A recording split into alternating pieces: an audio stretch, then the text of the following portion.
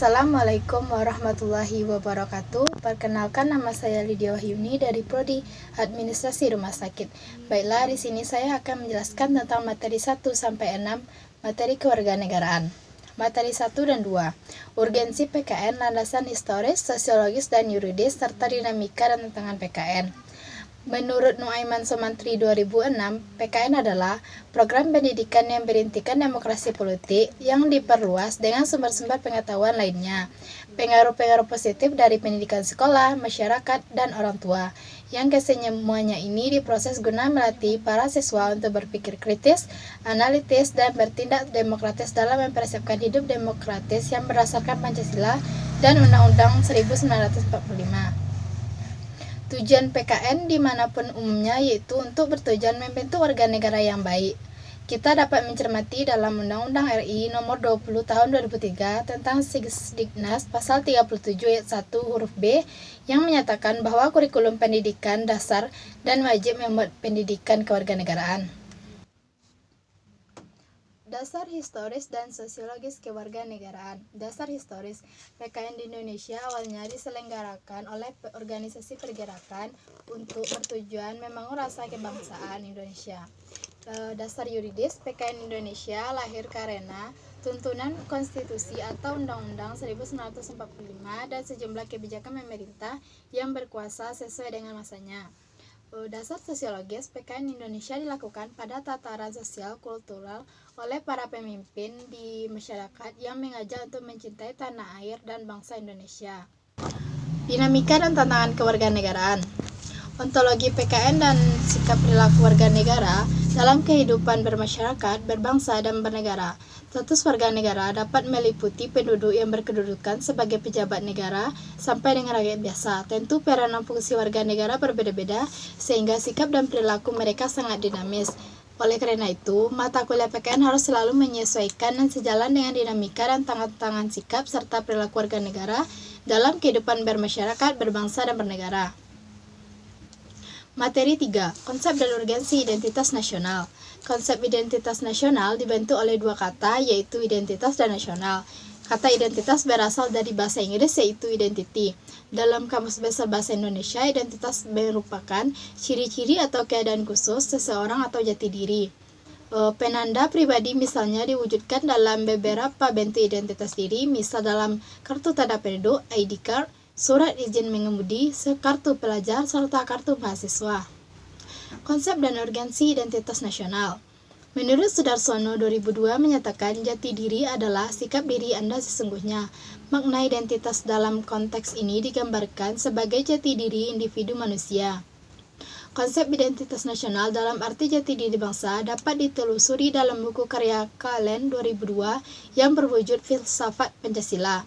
Menurutnya, jati diri bangsa Indonesia adalah nilai-nilai yang merupakan hasil buah pikiran dan gagasan dasar bangsa Indonesia tentang kehidupan yang dianggap baik yang memberikan watak, corak, dan ciri khas bangsa Indonesia.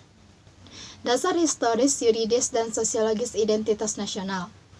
Dasar historis identitas nasional ditandai dengan munculnya kesadaran rakyat Indonesia sebagai bangsa yang sedang dijajah oleh bangsa asing pada tahun 1908 yang dikenal dengan masa kebangkitan nasional.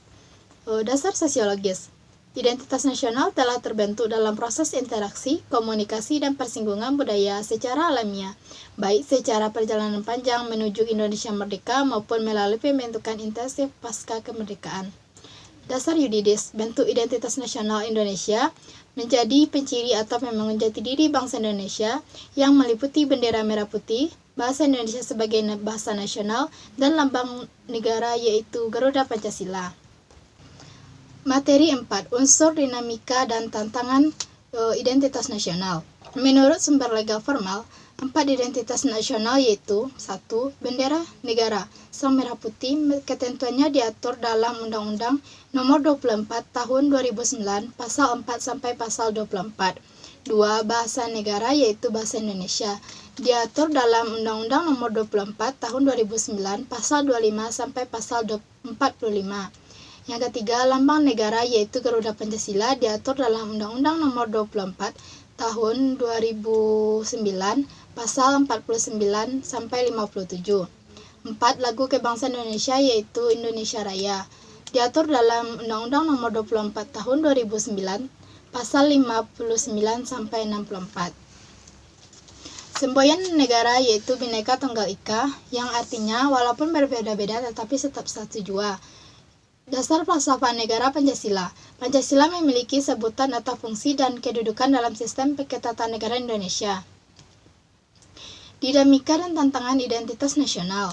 Tantangan dan masalah yang dihadapi terkait dengan Pancasila telah banyak mendapat tanggapan dan analisis sejumlah pakar, seperti Azumardi Azra Tilar 2007 menyatakan bahwa saat ini Pancasila sulit dan dimarginalkan di dalam sebuah kehidupan masyarakat Indonesia karena 1. Pancasila dijadikan sebagai kendaraan politik, yang kedua adanya liberalisme politik, yang ketiga lahirnya desentralisasi atau otonomi daerah. Materi 5. Konsep dan urgensi integrasi nasional. Menurut Safruddin Bahar, integrasi nasional adalah upaya menyatukan seluruh unsur suatu bangsa dengan pemerintah dan wilayahnya. Menurut Riza Nur Arfani, integrasi nasional adalah pembentukan suatu identitas nasional dan penyatuan berbagai kelompok sosial dan budaya suatu kesatuan wilayah. Menurut Juliati Suroyo, integrasi nasional adalah bersatunya suatu bangsa yang menempati wilayah tertentu dalam sebuah negara yang berdaulat. Jenis integrasi yaitu ada integrasi politik, ekonomi, dan sosial budaya. Materi 6. Landasan, dinamika, dan tantangan integrasi nasional.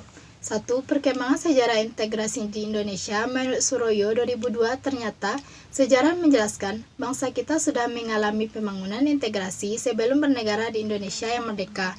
Menurutnya, ada 3 model dalam sejarah perkembangan interaksi di Indonesia, yakni 1. Model integrasi Imperium Majapahit, yang kedua model integrasi kolonial, dan yang ketiga model integrasi nasional Indonesia. 2. Pengembangan integrasi di Indonesia. Adanya ancaman dari luar, gaya politik kepemimpinan, kekuatan lembaga politik, dan ideologi nasional. Kebijakan strategi yang sebaiknya ada di Indonesia yaitu memperkuat nilai bersama, membangun fasilitas, menciptakan musuh bersama, menciptakan ketergantungan ekonomi antar kelompok, dan mewujudkan pemimpinan yang kuat. Tantangan dalam membangun integrasi. Dalam upaya mewujudkan integrasi nasional Indonesia, tantangan yang dihadapi datang dari dimensi horizontal dan vertikal. Dalam dimensi horizontal, contohnya dari perbedaan suku, agama, ras, dan geografi. Sedangkan di dimensi vertikal, tantangannya berupa celah perbedaan antara elit dan massa, di mana latar belakang pendidikan kekotaan menyebabkan kaum elit berbeda dari massa yang cenderung berpandangan tradisional.